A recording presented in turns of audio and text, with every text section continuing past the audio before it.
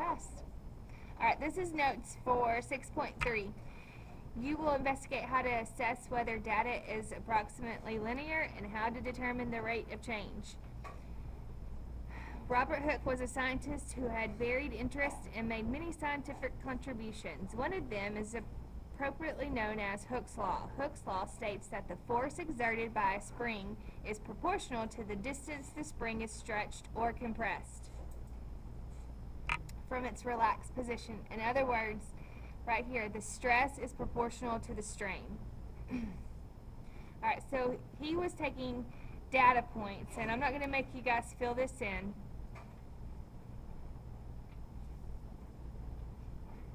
Alright, can you pick out your independent and dependent variable? Okay, number of marbles.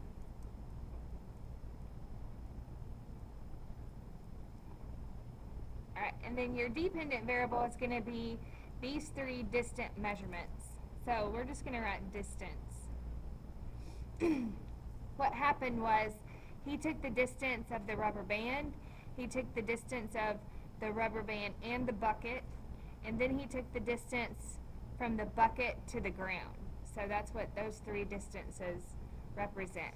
Alright, is there a proportional relationship? Way up here in your notes, it said it. The stress is proportional to the strain. Okay, so,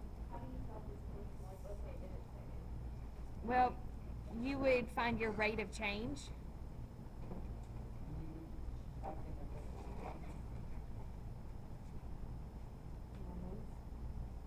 You better turn around. I want to see your back.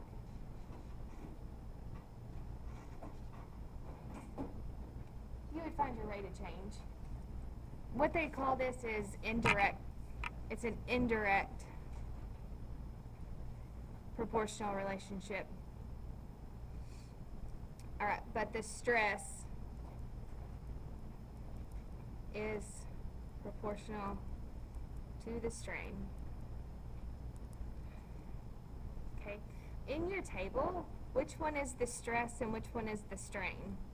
Is the stress the marbles or the distance it makes?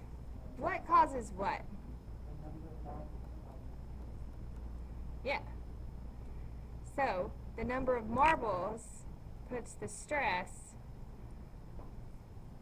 and then the distance is measuring the strain on the rubber band.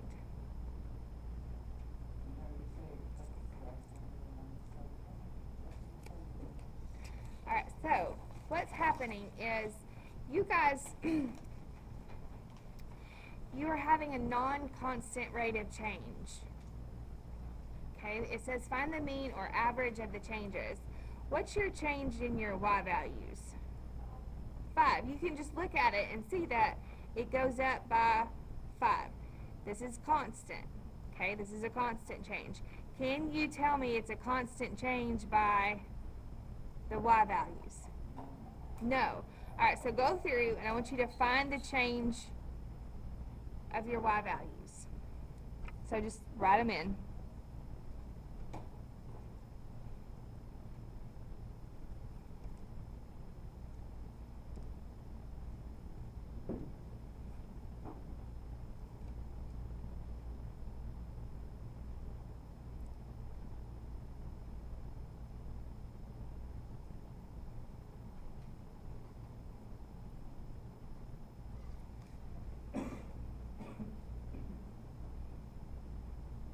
Alright, so what I did, I just went and found how I got from 16 to 16.5, 16.5 to 16.9, and so forth.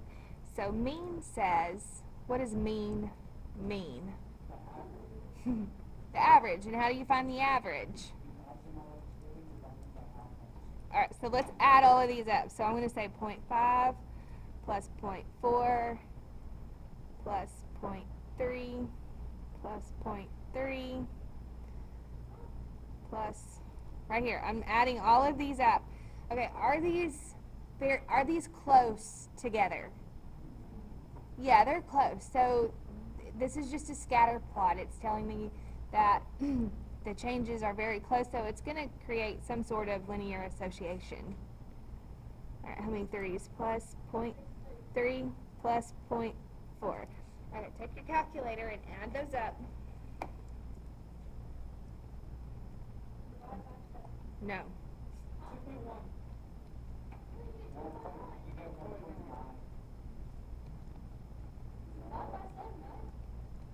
How many numbers did you add up?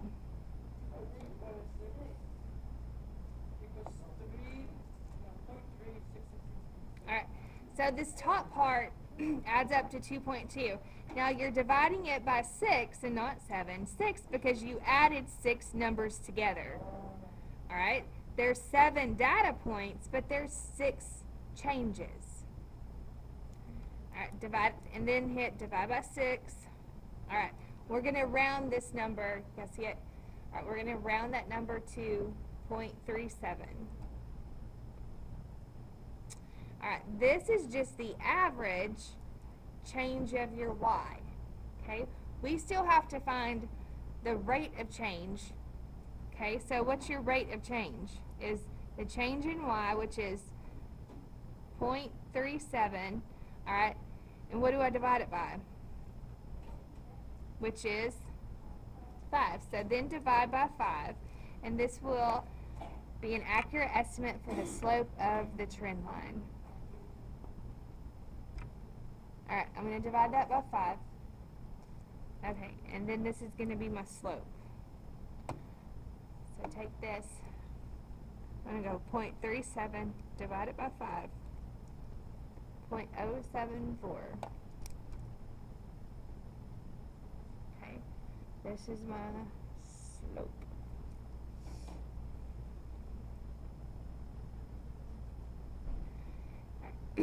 I know it doesn't say it on here, but can you write the equation of this trend line? You have your slope, you have your y-intercept. So your line would be y equals point x plus 16. Alright, so we're going to do the same thing on the next two sets. Alright, so your change for your y is plus 5 all the way across.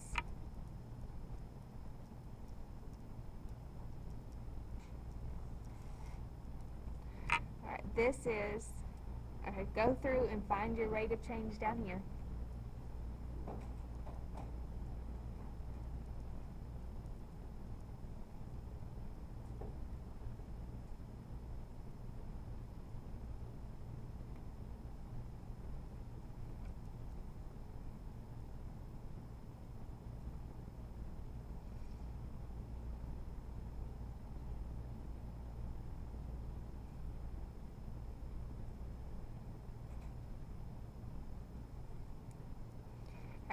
The change in your x is constant, so I'm going to go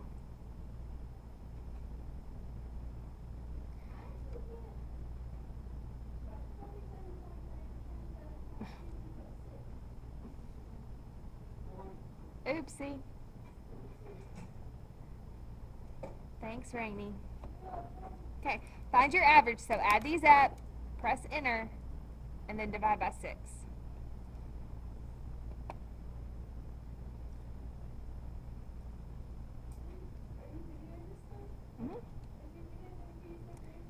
Yep.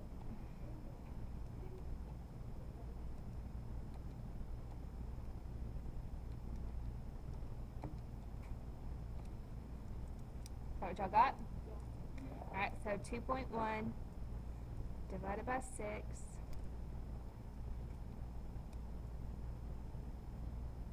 0.35.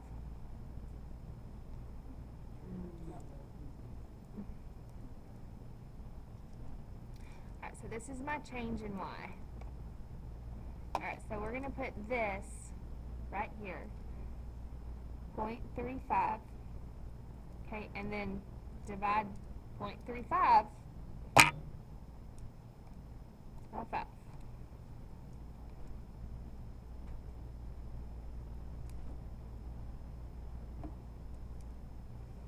Okay, to pick your x-intercept out, or your y-intercept, so that's where your x is 0.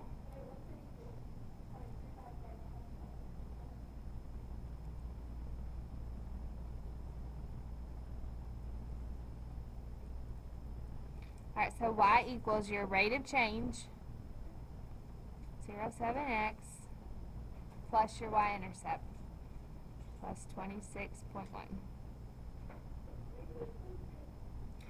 You got it from your table. That's where x is 0, so that's the starting point. It's where it's going to cross your y-axis, okay? So hopefully you can see your y-intercept in your table. Hopefully you won't have to find it.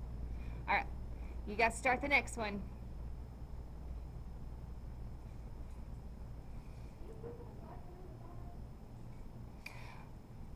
This is those three it comes from the front of your, alright, the data are these. Alright, so yes, the number of marbles is the same.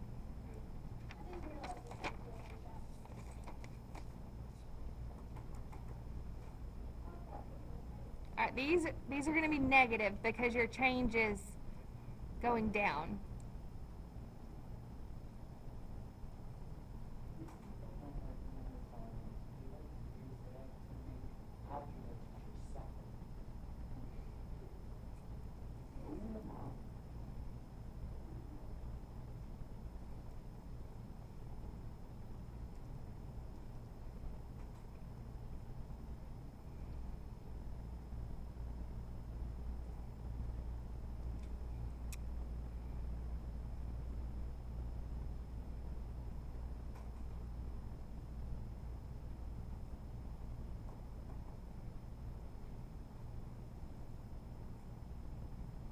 Alright, so take these, add them up.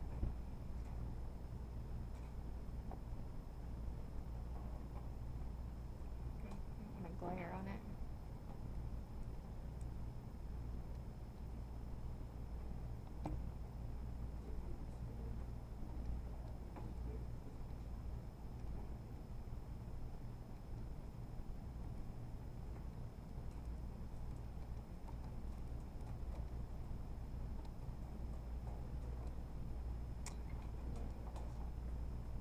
Is that what y'all got? Okay. Alright, negative 2.2, and we're going to divide that by 6. Why did I write 5? Alright, divide it by 6. Okay, so we get negative 0.37. Alright. That's a 6, yeah. I wrote a 5 because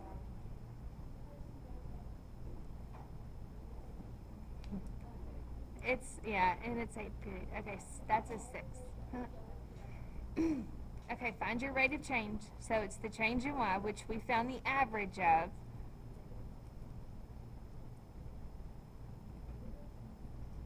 Divide this one by 5.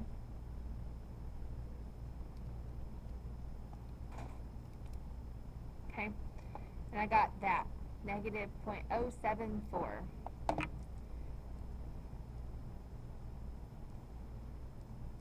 Okay, you have your slope. Get your rate of change from your table. Okay, slope, rate of change. Write your equation. Y equals negative 0.074 x plus 51.6.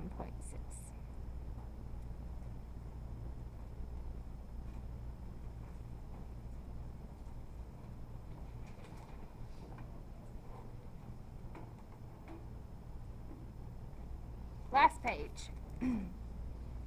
Alright, here is a graph of all of those trend lines. Can you match them up?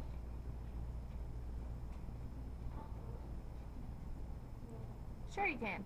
Alright, the one we just did, 51, remember, these are your y-intercepts, so that's where it crosses. Alright. There you go. Alright, make it easy on yourself. So, yeah, look at your y-intercepts to match them up. So this goes here.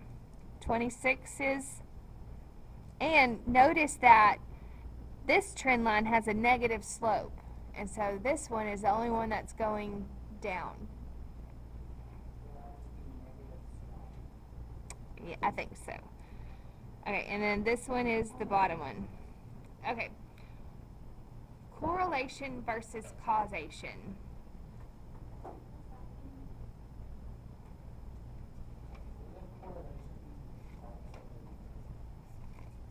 Alright, there is a difference between them. Alright, so correlation is going to show a relationship that's between two variables.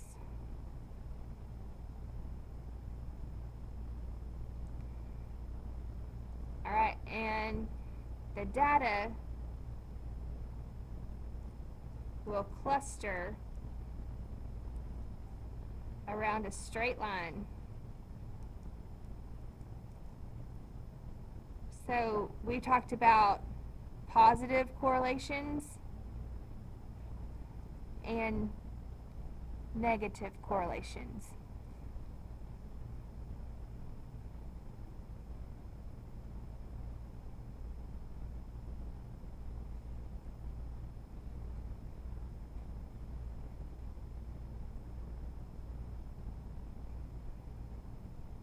All right, causation.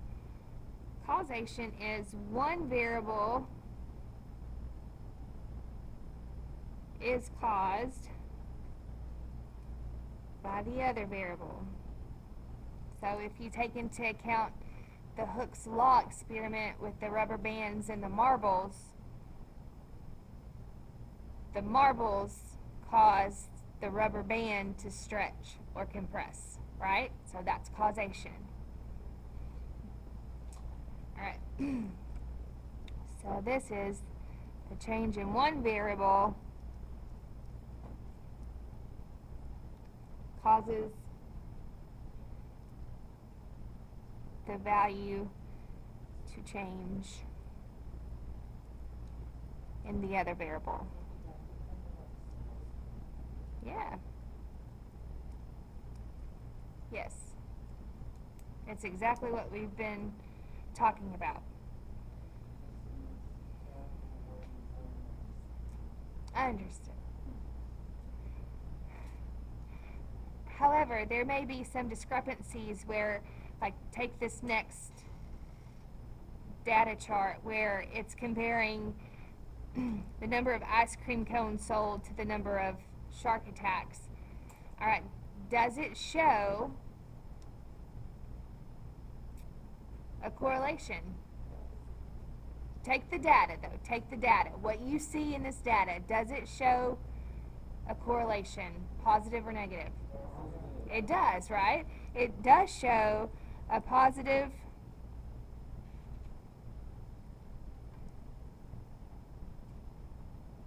correlation. Because as the number of ice cream cones sold increases, well, so does the number of reported shark attacks. Crazy, right? All right. However, if there was a half-price sale on ice cream cones, would it increase the number of shark attacks?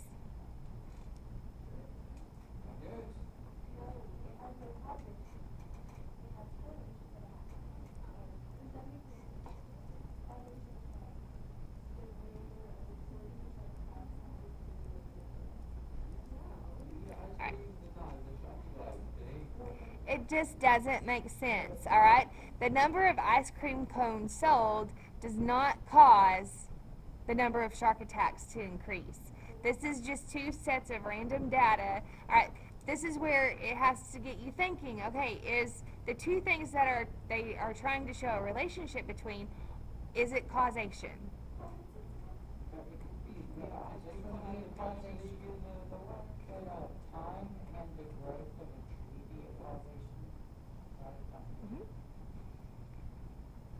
All right.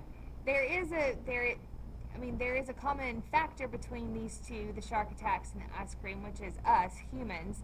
All right, but the ice cream cones. We have no proof that the ice cream cone sold increases the number of shark attacks. All right. So does this data show any type of correlation or causation? We just answered that up here in these two. Wait, unless it's like the ice cream is a fishy type of ice